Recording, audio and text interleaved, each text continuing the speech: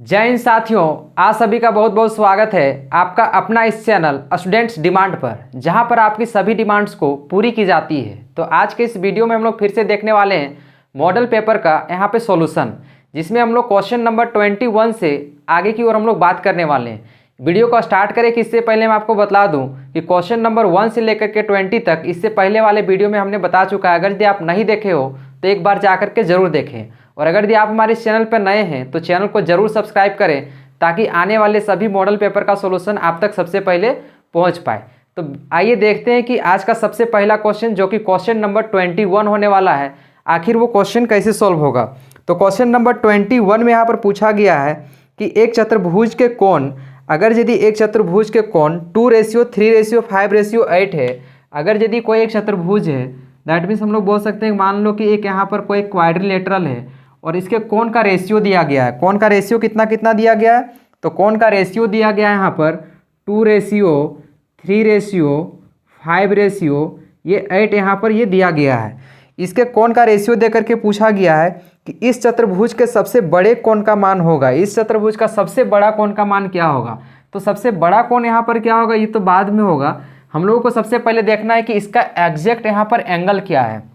जब भी कोई वैल्यू अगर दी रेशियो में है तो रेशियो वाला वैल्यू कभी भी फिक्स्ड नहीं होता है। तो इसको हम लोग क्या करेंगे, सबसे पहले कंसीडर कर लेंगे।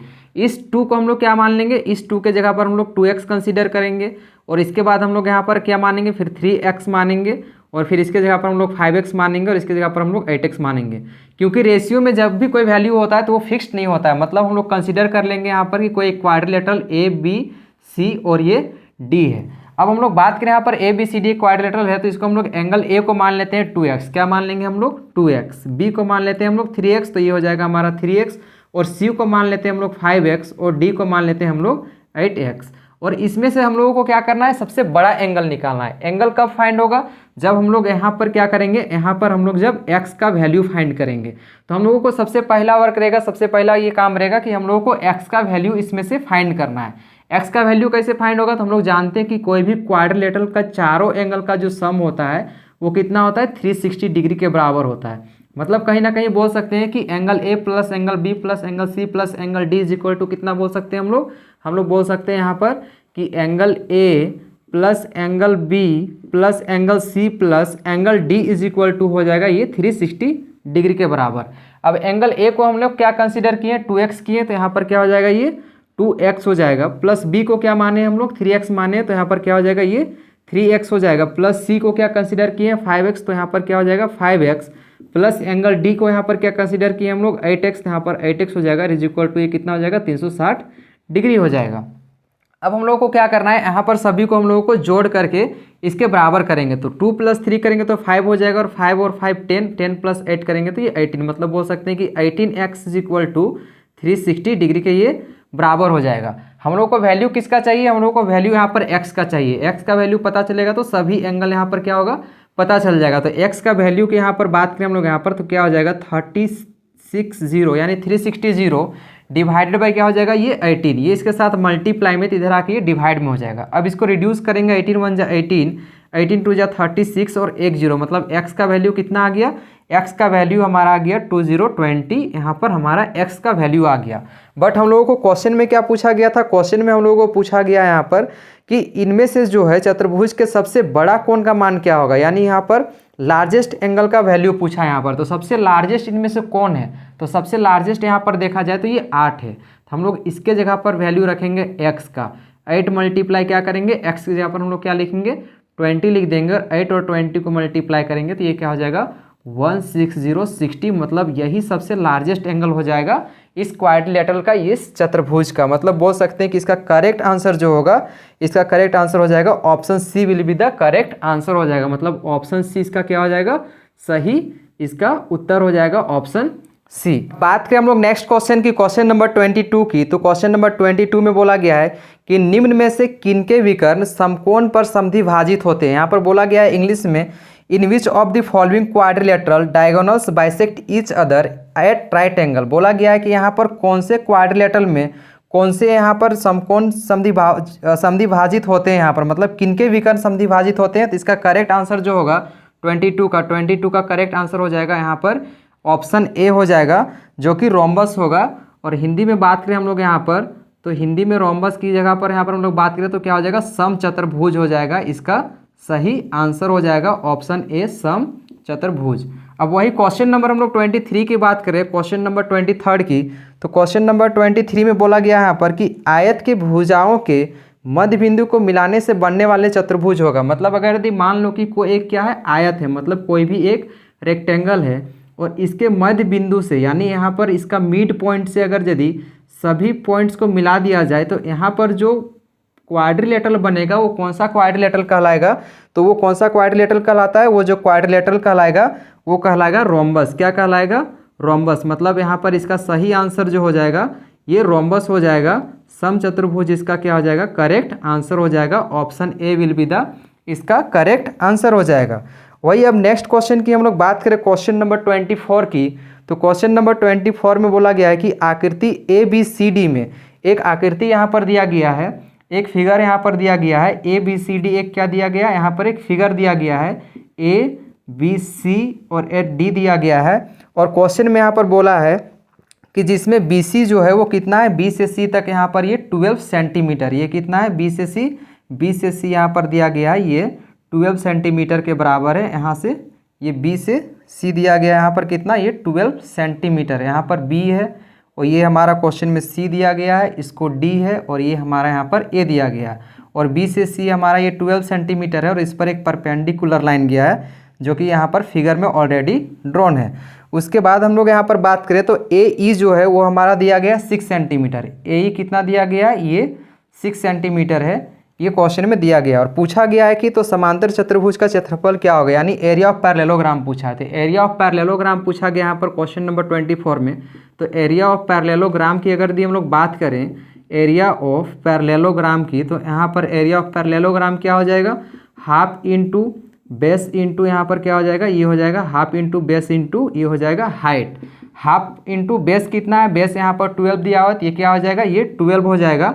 इंटू हाइट कितना है 6 सेंटीमीटर, तो यहाँ पर हो जाएगा 6। अब इसको कर देना है रिड्यूस, 2 को यहाँ पर 12 से काटेंगे तो यहाँ पर ये 6 हो जाएगा और 6 को 6 से मल्टीप्लाई करेंगे तो 36 हो जाएगा। 36 सेंटीमीटर स्क्वायर होगा। यूनिट सेंटीमीटर स्क्वायर क्यों होगा, क्योंकि हम लोग यहाँ पर एरिया फाइंड कर रहे हैं। मतलब कौन सा आंसर इसका सही हो जाएगा, option A will be the इसका करेक्ट आंसर हो जाएगा। ऑप्शन ए इसका क्या होगा, सही आंसर हो जाएगा। अब नेक्स्ट क्वेश्चन की बात करें हम लोग यहाँ पर, तो क्वेश्चन नंबर 25 में पूछा गया है, जो कि सेम यहाँ पर क्वाड्रिलेटरल से ही पूछा गया है। बोला गया है कि एक समांतर चतुर्भुज और एक त्रिभुज एक ही आधार पर समांतर रेखाओं के बीच स्थित है। यदि एक त्रिभुज का क्षेत्रफल 12 सेंटीमीटर स्क्वायर है तो समांतर चतुर्भुज का क्षेत्रफल क्या होगा।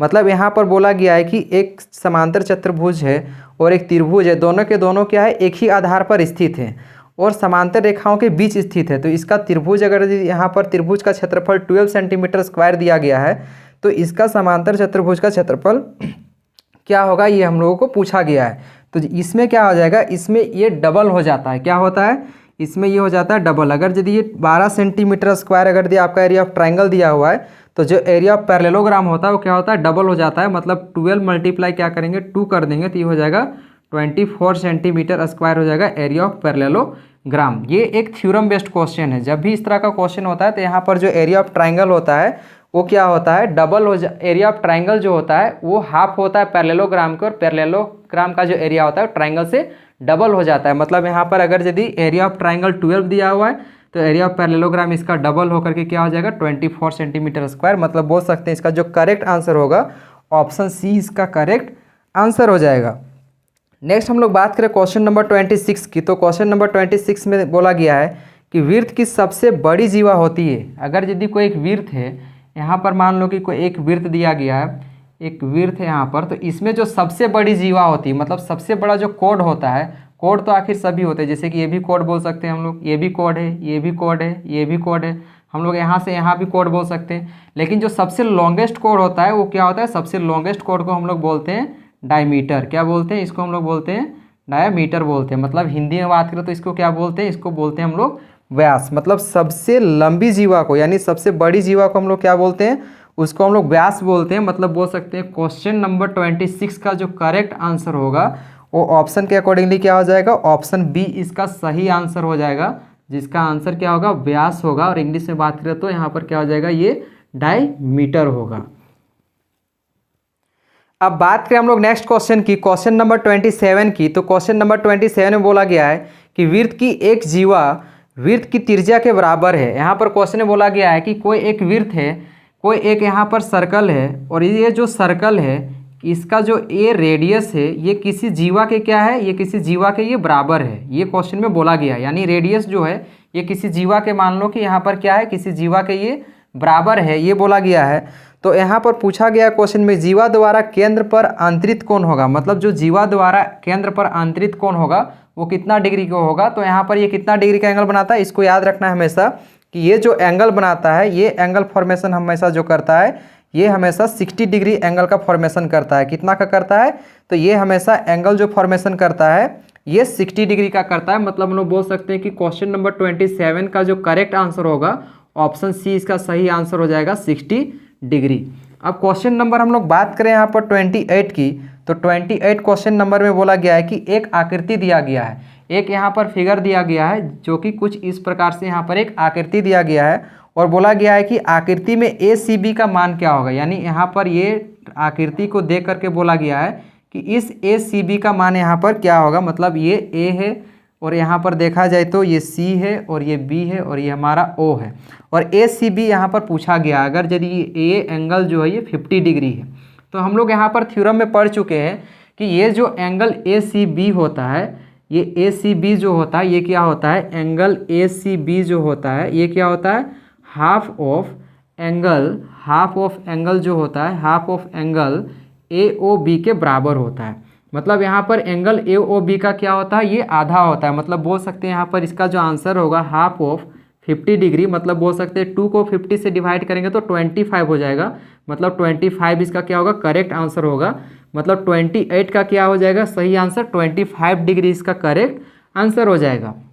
इनकेस अगर यदि ये एंगल दिया हुआ रहता, ये मान लो कि यहाँ पर ये 40 डिग्री दिया हुआ रहता और बोलता कि एंगल AOB क्या होता है, तब यहाँ पर क्या होता है, इस केस में यहाँ पर ये डबल हो जाता है, मतलब 40 यहाँ पर, तो ये कितना हो जाता है 80 डिग्री हो जाता है। और जब ये दे करके हमारा ACB पूछे तो ये क्या होता है, इसका ये हाफ हो जाता है, इसका ये आधा हो जाता है, इस तरह के क्वेश्चन में। अगर यदि हम लोग बात करें नेक्स्ट क्वेश्चन की, क्वेश्चन नंबर 29 में, तो क्वेश्चन नंबर 29 में बोला गया है कि यदि एक त्रिभुज ABC है, यहाँ पर बोला गया है कि अगर यदि एक त्रिभुज है जो कि क्या है, ABC एक त्रिभुज है, मान लेते हैं कि ये ABC एक कुछ इस प्रकार का ट्रायंगल है, ABC यहाँ पर दिया गया है, जिसमें से बोला गया है कि एंगल A जो है, एंगल A क्या है, एंगल A यहाँ पर ये 90 डिग्री है। मतलब इसको हम लोग A कंसीडर कर लेते हैं और इसको हम लोग B और इसको C। मान लो कि ये एंगल कितना दिया गया है, A 90 डिग्री दिया गया है। तो पूछा जा रहा है कि इस त्रिभुज की रचना संभव नहीं है यदि BC तथा AC का योग होगा। यहाँ पर बोला गया कि इस ट्राइंगल का जो रचना संभव नहीं होगा, कब नहीं हो सकता है, अगर यदि यहाँ पर ऑलरेडी दिया गया है कि AB 6 सेंटीमीटर के बराबर है, तब ये जो ट्राइंगल है AC और BC का यहाँ पर वैल्यू क्या आना चाहिए जोड़ करके दोनों को, कि ये ट्राइंगल का रचना नहीं कर सकता है। तो ये तभी फॉलो हो सकता है या तो यहाँ पर इन दोनों का सम जो है, इन दोनों का सम या तो यहाँ पर जा करके 6 से कम आना चाहिए, या तो इन दोनों का सम जो है 6 के बराबर होना चाहिए। ऐसा क्यों होता है, क्योंकि एक ट्राइंगल तभी फॉर्मेशन हो सकता है जब एक ट्राइंगल का दो साइड्स का सम, मान लेते हैं कि AB प्लस कोई भी एक ट्राइंगल BC है, यानी मान लेते हैं एक ट्राइंगल A है यहाँ पर, एक B है और एक C है, एक ट्राइंगल ABC है। और अगर हम लोग बात करें ये ट्राइंगल का फॉर्मेशन कर सकता है, तो ट्राइंगल के किसी भी दो साइड का सम तीसरे के साइड से क्या होना चाहिए, हमेशा बड़ा होना चाहिए। मतलब AB प्लस BC बोल सकते हैं, ये हमेशा क्या होना चाहिए, AC के बड़ा होना चाहिए। इनकेस अगर यदि ये इससे छोटा हो जाता है तो ये कभी भी ट्राइंगल का फॉर्मेशन नहीं कर सकता, ये ट्राइंगल कभी भी वैल्यूएबल नहीं हो सकता है। या तो फिर क्या होना चाहिए, या तो यहाँ पर इन दोनों का जो ये होना चाहिए AB प्लस BC जो है, अगर यदि इसके बराबर आ गया, AB plus BC in case AC के बराबर आ गया, तब भी ये ट्राइंगल का फॉर्मेशन कभी नहीं करेगा। मतलब हम लोग बोल सकते हैं कि यहाँ पर जो AC प्लस BC का जो सम होगा वो 6 आएगा। यानी अगर यदि तीसरा साइड का जो लेंथ दिया हुआ है ये 6 दिया हुआ है, तो इन दोनों साइड का भी लेंथ अगर यदि 6 आएगा तभी जाकर के ये ट्राइंगल कंसीडर नहीं किया जा सकता है। मतलब इसका जो सही आंसर होगा अकॉर्डिंग टू ऑप्शन की बात करें हम लोग यहाँ पर, तो इसका सही आंसर हो जाएगा ऑप्शन C, इसका सही आंसर हो जाएगा 29 9 का, यानी 29 का जो करेक्ट आंसर होगा ऑप्शन सी 6 सेंटीमीटर हो जाएगा। क्योंकि ये जब दोनों का सम 6 सेंटीमीटर आएगा तो तीसरे साइड के सम के बराबर 6 हो जाएगा, तो ये कभी भी ट्रायंगल का फॉर्मेशन नहीं हो सकता है, तभी ये संभव नहीं होगा। अब नेक्स्ट हम लोग क्वेश्चन नंबर 30 की बात करें तो क्वेश्चन नंबर 13 में बोला गया है, यहाँ पर क्वेश्चन नंबर 30 में बोला गया कि उस त्रिभुज का क्षेत्रफल क्या होगा। यानी यहाँ पर क्या पूछा गया है, यहाँ पर पूछा गया एरिया ऑफ ट्राइंगल। और ये एरिया ऑफ ट्राइंगल कैसे बनाना है, तो ये एरिया ऑफ ट्राइंगल बनेगा हीरोन्स फार्मूला से, जो कि ये किससे रिलेटेड है, चैप्टर नंबर 12 हीरोन फार्मूला से ये रिलेटेड है। क्वेश्चन में यहाँ पर दिया गया है कि अगर यदि किसी ट्राइंगल का यहाँ पर साइड्स दिया गया है, मान लेते हैं कि यहाँ पर एक ट्राइंगल है, ये ए है और ये बी है और ये सी है, और इस ट्राइंगल का जो साइड्स है, इस ट्राइंगल की जो भुजाएं हैं वो दी गई है यहाँ पर, ये मान लेते हैं 5 सेंटीमीटर ये दिया गया है, इसको ये 12 सेंटीमीटर दिया गया है, और ये हमारा दिया गया 13 सेंटीमीटर। इस तरह से कुछ यहाँ पर दिया गया है और पूछा गया है कि इस ट्राइंगल का एरिया क्या होगा। तो सबसे पहले एरिया ऑफ ट्राइंगल की हम लोग बात करें तो एरिया ऑफ ट्राइंगल का जो फॉर्मूला होता है वो क्या होता है, एरिया ऑफ ट्राइंगल का जो फॉर्मूला होता है वो क्या होता है, under root S into S minus A into S minus B into S minus C के बराबर होता है। मतलब हम लोग को क्या क्या चाहिए, हम लोग को यहाँ पर एस चाहिए, ए चाहिए, बी चाहिए, सी चाहिए। अब ए बी सी क्या है, तो यहाँ पर जो ए के अपोजिट में है वो क्या हो जाएगा, हमारा ए का वैल्यू हो जाएगा। यहाँ पर बी की बात करें तो जो बी के अपोजिट वाला साइड से वो क्या हो जाएगा, बी का वैल्यू हो जाएगा। सी की बात करें तो यहाँ पर जो सी के अपोजिट वाला है वो क्या हो जाएगा, सी हो जाएगा। यानी यहाँ पर ए बी सी का वैल्यू गिवन है। अब यहाँ पर एस क्या होता है, तो एस जो होता है वो हमारा सेमी पेरीमीटर होता है। क्या होता है, सेमी पेरीमीटर होता है। यानी यहाँ पर हम लोग बोल सकते हैं ये अर्ध परिमाप होता है। तो सेमी पेरीमीटर कैसे निकालते हैं, सेमी पेरीमीटर बराबर यानी एस बराबर होता है हमारा A plus B plus C divided by 2 होता है। जहाँ पर ए का वैल्यू कितना दिया गया है, ए का वैल्यू 5 दिया गया है, प्लस बी का वैल्यू कितना दिया गया है, तो बी का वैल्यू यहाँ पर 12 दिया गया है। सी की बात करें तो सी का वैल्यू कितना दिया गया है, ये 13 दिया गया है। इसको हम लोग जोड़ के 2 से डिवाइड कर देंगे। मतलब एस इज इक्वल टू क्या होगा, यहाँ पर बात करें तो यहाँ पर क्या हो जाएगा, 5 + 12 17 हो जाएगा, 17 और इसका 3 बन जाएगा 20 और इसका 10 30। मतलब बोल सकते हैं यहाँ पर 3030 डिवाइडेड बाई 2 और s बराबर फाइनली आ जाएगा हमको ये रिड्यूस करके 15। मतलब बोल सकते हैं s कितना दिया गया है, ये हमारा 15 आया। अब सभी का वैल्यू क्या करेंगे, इसमें जा करके पुट कर देंगे। इसमें जैसे ही पुट करेंगे तो यहाँ पर क्या हो जाएगा, इसको पुट करें यहाँ पर तो s इज इक्वल टू 15 है, तो हम लोग यहाँ पर क्या लिखेंगे, 15 लिखेंगे।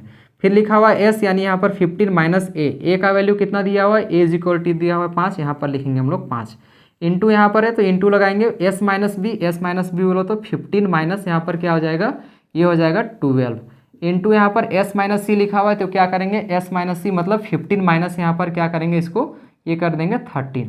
अब कुछ भी नहीं करना है, इसको हम लोग सिंप्लीफाई करेंगे। सिंप्लीफाई करके इसका हम लोग स्क्वायर रूट निकाल देंगे। 15 है तो यहाँ पर क्या हो जाएगा, ये 15 हो जाएगा मल्टीप्लाई 15 में से 5 जाएगा तो क्या होगा, ये 10 हो जाएगा। मल्टीप्लाई है तो मल्टीप्लाई होगा। 15 में से 12 हो जाएगा तो यहाँ पर क्या हो जाएगा, ये 3 बचेगा। मल्टीप्लाई का साइन है तो मल्टीप्लाई। 15 में से 13 जाएगा तो यहाँ पर क्या बचेगा, ये 2 बचेगा। अब इसके बाद क्या होता है, इसके बाद बहुत से बच्चों को यहाँ पर क्या जा करके ये कन्फ्यूजन होता है कि इसका हम लोग कैसे निकालेंगे स्क्वायर रूट। तो करना कुछ भी नहीं, सभी को क्या करना है, प्राइम फैक्टराइजेशन कर देना है। जितने भी यहाँ पर नंबर से सभी का प्राइम फैक्टराइजेशन कर देना है, सभी को प्राइम नंबर के फॉर्मेट में लिखना है। 2 की बात करें तो 2 यहाँ पर ऑलरेडी प्राइम नंबर है तो इसको ऐसे ही लिख देंगे। 3 की बात करें तो 3 भी यहाँ पर ऑलरेडी प्राइम नंबर है तो इसको एज इट इज लिख देंगे। 10 की बात करें तो 10 ये प्राइम नंबर नहीं, इसका सबसे पहले हम लोग प्राइम फैक्टराइजेशन निकालेंगे। जैसे बात करें हम लोग प्राइम फैक्टराइजेशन की तो ये 2 से जाएगा कितने बार में, 5 जाएगा। 5 से ये कितने बार में जाएगा, 1 बार में जाएगा। मतलब इस 10 के जगह पर क्या लिख सकते हैं हम लोग, यहाँ पर लिख सकते हैं हम लोग 2 × 5 लिख सकते हैं। 15 की बात करें तो 15 को क्या लिख सकते हैं हम लोग, तो 15 का प्राइम फैक्टराइजेशन करेंगे तो ये 3 के टेबल से जाएगा 5 बार में और 5 जाएगा 1 बार में। यानी हम लोग बोल सकते हैं इसके जगह पर क्या लिख सकते हैं, 3 × 5 लिख सकते हैं। अब क्या करना है, हम लोगों को यहाँ पर स्क्वायर रूट निकालने के लिए क्या करना होता है, हम लोगों को जोड़ा देखना होता है, हम लोगों को पेयर देखना होता है कि किसका किसका पेयर बन रहा है। बात करें हम लोग पेयर की तो यहाँ पर 3 2 ठो दिख रहा है तो इसके बदले में क्या होगा, इसके बदले में हम लोग यहाँ पर बाहर में 1 3 लिखेंगे। क्या 2 का पेयर बन रहा है तो 2 का भी पेयर बन रहा है तो हम लोग इसके बदले में 1 2 यहाँ पर क्या करेंगे, बाहर लिखेंगे। अब हम लोग यहाँ पर बात करें यहाँ पर 5 की तो 5 का भी एक पेयर बन रहा है तो 5 को भी बाहर लिखेंगे। अब सभी को कर देना है मल्टीप्लाई। 3 2 = 6, 6 5 = 30। यानी हम लोग बोल सकते हैं जो इसका जो एरिया होगा वो क्या होगा, सही आंसर इसका हो जाएगा 30। मतलब ऑप्शन की बात करें तो ऑप्शन ए इसका क्या हो जाएगा, ऑप्शन ए इसका करेक्ट आंसर हो जाएगा 30 का ऑप्शन ए 30 सेंटीमीटर स्क्वायर इसका क्या हो जाएगा, सही आंसर हो जाएगा।